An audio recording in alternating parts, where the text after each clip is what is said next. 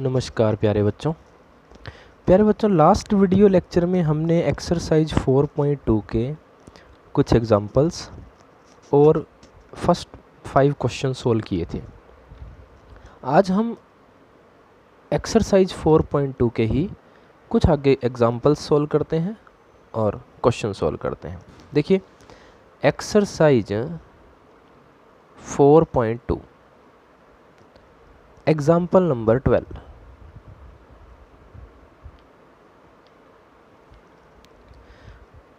कहते हैं without expanding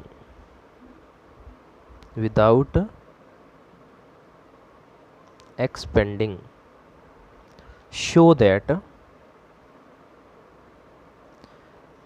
x plus Y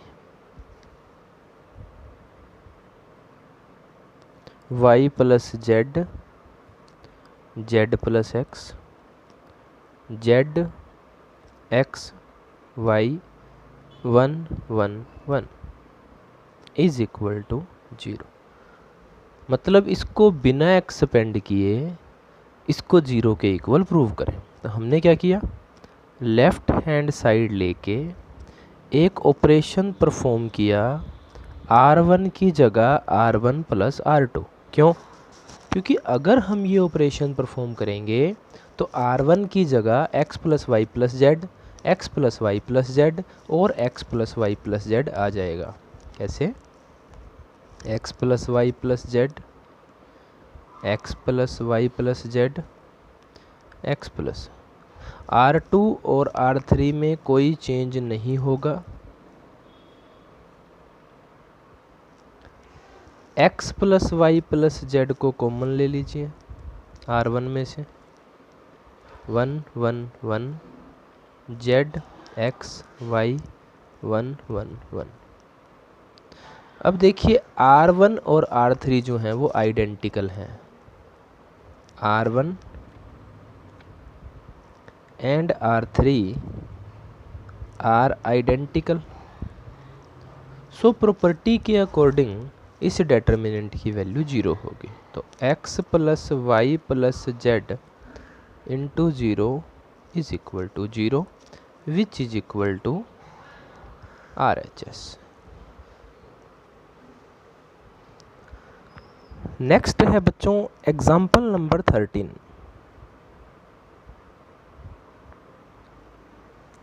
यहाँ इस एग्जाम्पल में हम इस एक्सरसाइज का मोस्ट इम्पोर्टेंट पॉइंट डिस्कस करेंगे। मोस्ट इम्पोर्टेंट पॉइंट क्यों? क्योंकि वो एक ऐसा पॉइंट है जो इस एक्सरसाइज के 90% क्वेश्चंस में अप्लाई होगा। कैसे? देखिए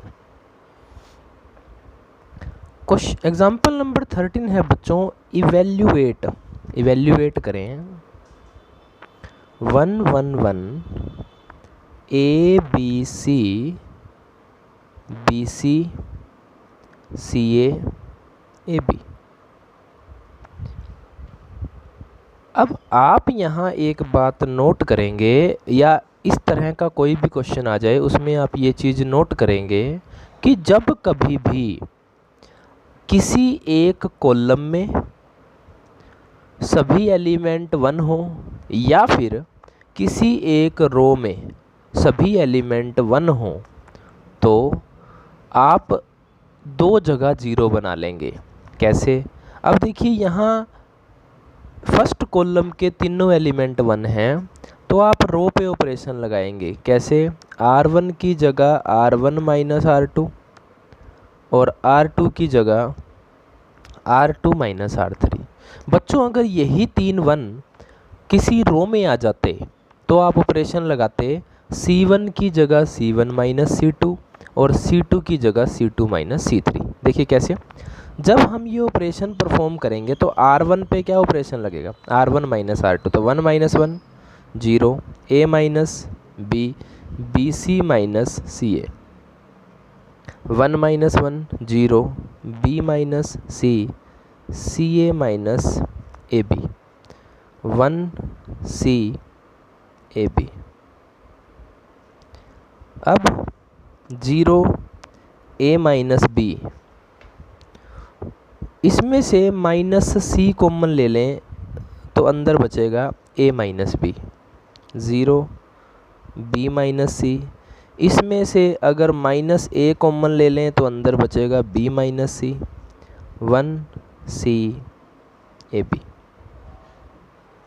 अब जो फर्स्ट रो है बच्चों उसमें से a माइनस बी कॉमन आ रहा है, और जो सेकंड रो है उसमें से b माइनस सी कॉमन आ रहा है। 0 1 minus C, 0 1 minus A, 1 C A B. अब जिस कॉलम में दो जगह 1 है, फर्स्ट कॉलम, इसके अलोंग आप इसको एक्सपेंड कर दीजिए, एक्सपेंडिंग अलोंग C1।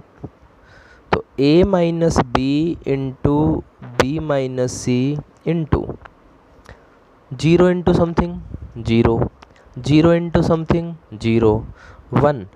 इस 1 की पोजीशन क्या है? 3 1। 3 1 का मतलब इसकी पोजीशन का सम इवन है, तो इसका साइन चेंज नहीं होगा 1। अब इस रो को और इस कॉलम को छोड़ दीजिए, इसको इससे मल्टीप्लाई कीजिए माइनस ए, और इसको इससे मल्टीप्लाई करें, वैसे तो माइनस सी आ रहा है लेकिन साइन चेंज होगा प्लस सी। तो आपका आंसर है a minus B, B minus C, C minus A. तो जब आप इस डेटर्मिनेंट को इवेल्युएट करना चाहेंगे तो उसका answer a minus B into B minus C into C minus A होगा। नेक्स्ट एग्जाम्पल देखिए, एग्जाम्पल नंबर 14। एग्जाम्पल नंबर 14 है, example 14, prove that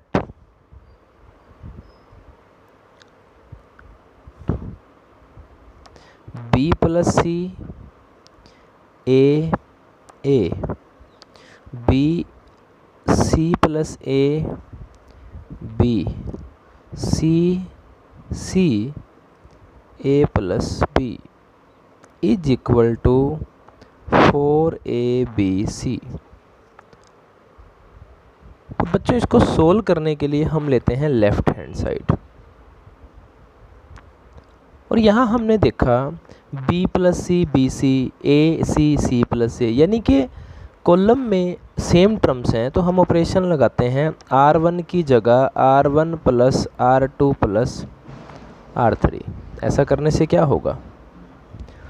2 into B plus C, 2 into C plus A, 2 into A plus B, बाकी B C plus A B C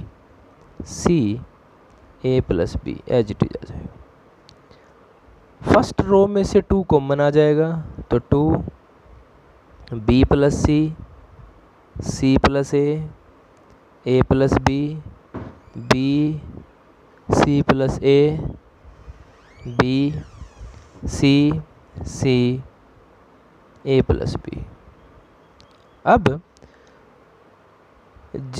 0 introduce करने के लिए, ताकि 0 बने, हम r1 की जगह r1 में से r2 सब्ट्रैक्ट कर देते हैं। 2 इंटू बी प्लस सी में से b गया सी प्लस ए में से सी प्लस ए गया 0, ए प्लस बी में से b गया तो a, B C plus A B C A plus B.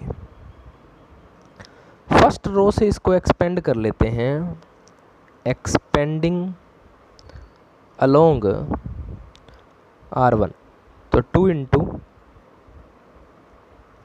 First रो का फर्स्ट एलिमेंट c, इसको छोड़ देंगे तो c plus A B C A plus B, 0 into something 0, last element है a, तो प्लस ए इंटू इसको छोड़ देंगे B C plus A C 2 into C into C की मल्टीप्लिकेशन करेंगे इसके साथ C A plus B C plus A square plus A B और जब सी को मल्टीप्लाई करेंगे बी से तो minus B C plus A two, B को सी से मल्टीप्लाई करेंगे बी सी माइनस सी को सी से करेंगे सी स्केयर, सी को ए से करेंगे सी ए, 2 इंटू, देखिए बी सी से बी सी कैंसिल, सी को मल्टीप्लाई करेंगे इससे C square A C A square plus A B C, A को मल्टीप्लाई करेंगे plus A B C minus C square A minus C A square, C A square से C A square cancel, C square A से C square A cancel, तो 2 into 2 A B C that is 4 A B C which is equal to R H S. तो जो हमें prove करना था उसके equal ये आ जाएगा। उसके बाद बच्चों हम बात करते हैं एग्जाम्पल नंबर 15 की। तो देखिए एग्जाम्पल नंबर 15 क्या कहता है। एग्जाम्पल नंबर 15 कहता है कि if X Y Z are all different, मतलब ना तो एक्स वाई के इक्वल है ना वाई जेड के इक्वल है और ना ही जेड एक्स के इक्वल है, and delta is equal to X X square 1 plus X cube, Y Y square 1 plus Y cube, Z Z square 1 plus Z cube is equal to 0। Then show that, तो आपको show करना है कि 1 plus X Y Z is equal to 0, कि जो 1 plus X Y Z है वो 0 के इक्वल होगा। कैसे हम इस चीज़ को शो करेंगे, देखिए डेल्टा हमें 0 के इक्वल गिवन है और एक्स वाई जेड इक्वल नहीं है, ये बात भी हमें दी गई है। तो डेल्टा को हम सोल्व करते हैं। Delta is equal to X X square 1, Y Y square 1, Z Z square 1 plus X X square X cube, Y Y square Y cube, Z Z square Z cube. बच्चों ये determinant की property number 5 में हमने पढ़ा था कि अगर determinant में कोई रो या कोई कॉलम दो एलिमेंट के सम की फॉर्म में है तो हम उसे दो डेटर्मिनेंट के सम की फॉर्म में एक्सप्रेस कर सकते हैं। तो डेटर्मिनेंट का जो थर्ड कॉलम है उसको हमने एक्सप्रेस कर दिया दो डेटर्मिनेंट के सम की फॉर्म में। अब X Y Z X square Y square Z square 1 1 1 plus, यहाँ फर्स्ट रो में से x कॉमन ले लीजिए, सेकंड रो में से y और थर्ड रो में से z, तो इनटू में बचेगा 1 x X square 1 y Y square 1 z Z square. ये दोनों डेटर्मिनेंट सेम हैं लेकिन इनके जो कॉलम है वो इंटरचेंज्ड हैं। जैसे यहाँ 1 1 1 थर्ड कॉलम में है तो यहाँ फर्स्ट कॉलम में है। तो हम क्या करते हैं, हम इस डेटर्मिनेंट को इसके इक्वल बनाने के लिए C1 को C3 से इंटरचेंज करते हैं। कैसे? और हमने डेटर्मिनेंट की प्रॉपर्टी नंबर 2 में पढ़ा था कि जब कभी भी डेटर्मिनेंट की कोई दो रो या कोई दो कॉलम को हम इंटरचेंज करेंगे तो डेटर्मिनेंट का साइन चेंज हो जाएगा।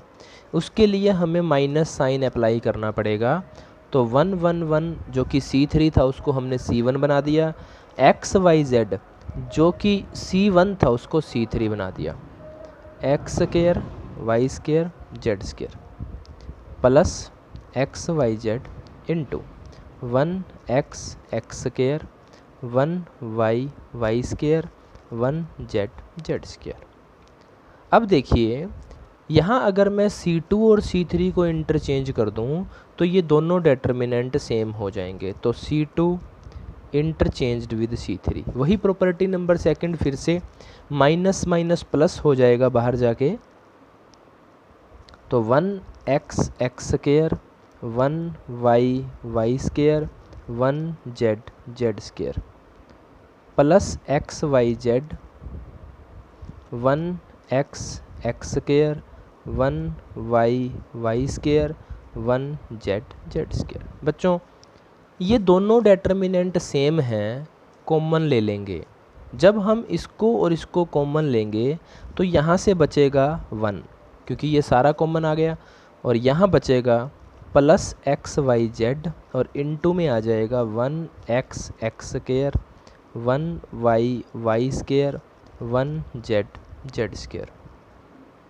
अभी अभी हम बात कर रहे थे एक इम्पोर्टेंट पॉइंट की कि अगर डेटर्मिनेंट में कोई रो या कोई कॉलम के सभी एलिमेंट 1 हों तो हम दो जगह 0 बनाएंगे। अब आप यहाँ देखिए कि फर्स्ट कॉलम के सभी एलिमेंट 1 हैं, तो R1 की जगह R1 माइनस R2 और R2 की जगह R2 माइनस R3। तो 1 plus X Y Z into 1 minus 1 0, X minus Y, X square minus Y square 0, Y minus Z, Y square minus Z square 1z Z square. 1 plus X Y Z 0, X minus Y, X square minus Y square, X plus Y into X minus Y, A square minus B square 0, Y minus Z, Y square minus Z square, Y plus Z into Y minus Z 1z Z square. 1 plus X Y Z. अब यहाँ देखिए first row में से x minus Y common, second row में से y minus Z common. तो 0 1 x plus Y, 0 1 y plus Z, 1z Z square. अब first column में दो जगह 0 है, तो हम इस डेटर्मिनेंट को फर्स्ट कॉलम से एक्सपेंड कर लेंगे। तो एक्सपेंडिंग अलोंग C1,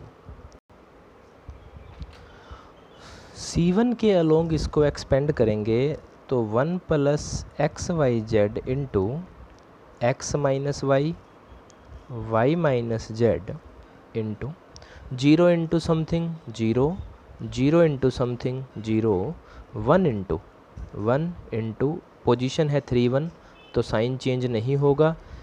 इसको छोड़ देंगे और इसको छोड़ देंगे, तो इसको इससे मल्टीप्लाई करेंगे y प्लस जेड, इसको इससे मल्टीप्लाई करेंगे तो minus X minus Y, y से y कैंसल, तो डेल्टा आ जाएगा 1 plus X Y Z into X minus Y into Y minus Z into Z minus X. Now आपको दिया गया है given that delta is equal to 0।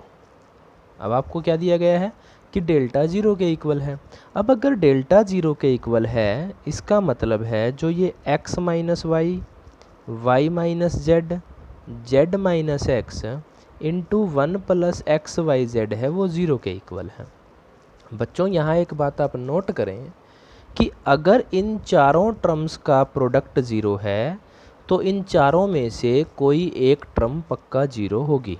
तो हम क्या करेंगे, either x minus Y is equal to 0 और y minus Z is equal to 0 और z minus X is equal to 0 और 1 plus X Y Z is equal to 0। यानी कि या तो x माइनस वाई 0 है, या y माइनस जेड 0 है, या z माइनस एक्स 0 है, और या फिर 1 प्लस एक्स वाई जेड 0 है। तो अब अगर x माइनस वाई 0 है तो x y के इक्वल है, अगर y माइनस जेड 0 है तो y z के इक्वल है, अगर z माइनस एक्स 0 है तो z x के इक्वल है, या फिर 1 प्लस एक्स वाई जेड 0 के इक्वल है। अब आप क्वेश्चन की स्टेटमेंट को ध्यान से देखेंगे तो क्वेश्चन की स्टेटमेंट में आपको दिया गया था if x is not equal to Y not equal to Z, मतलब ये तीनों इक्वल नहीं हो सकते।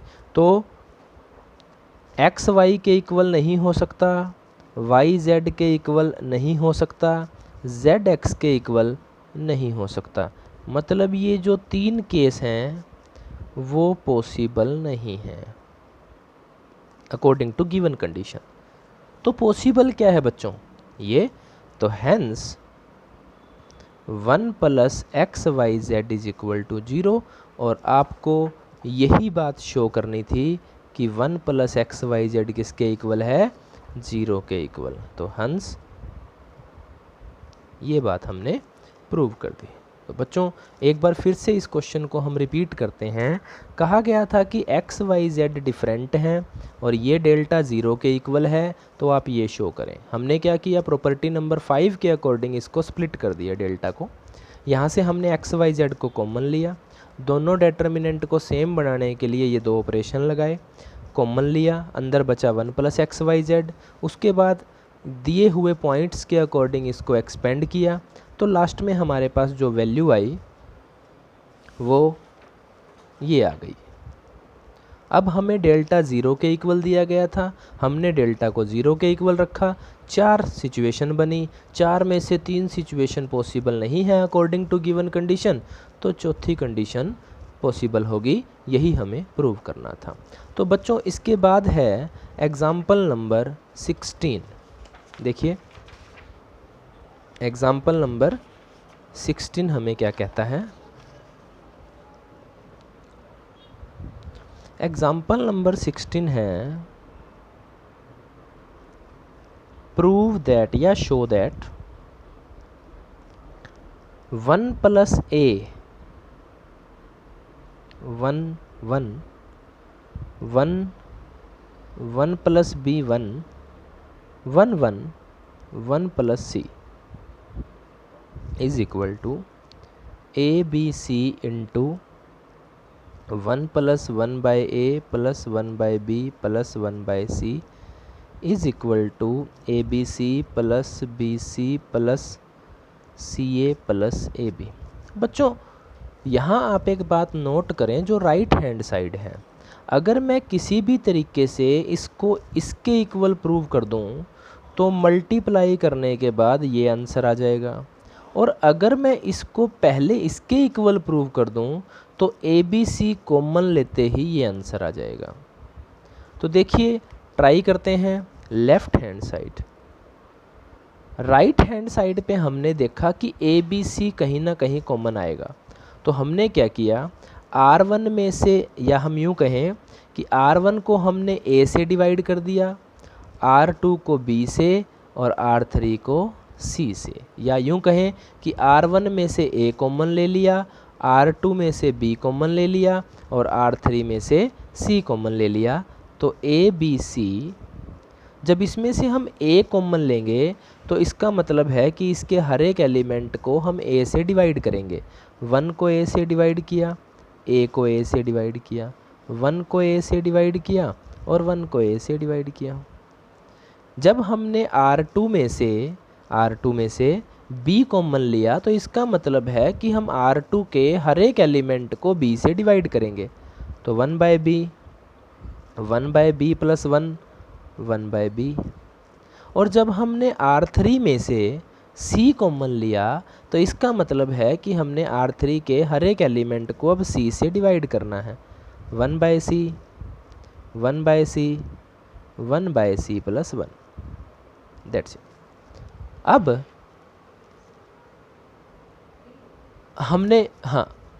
हमने एक ऑपरेशन परफॉर्म करना है। R1 की जगह R1 plus R2 plus R3। ऐसा क्यों? जब हम इन तीनों को ऐड करेंगे बच्चों तो ये टर्म आ जाएगी जो हमें राइट हैंड साइड पे चाहिए। तो देखिए A B C into 1 plus 1 by A plus 1 by B plus 1 by C, 1 plus 1 by A plus 1 by B plus 1 by C 1 plus 1 by A plus 1 by B plus 1 by C. बाकी सब as it is 1 by B plus 1 by B 1 by C 1 by C 1 by C plus 1। अब R1 में सभी element same है, common ले लेंगे।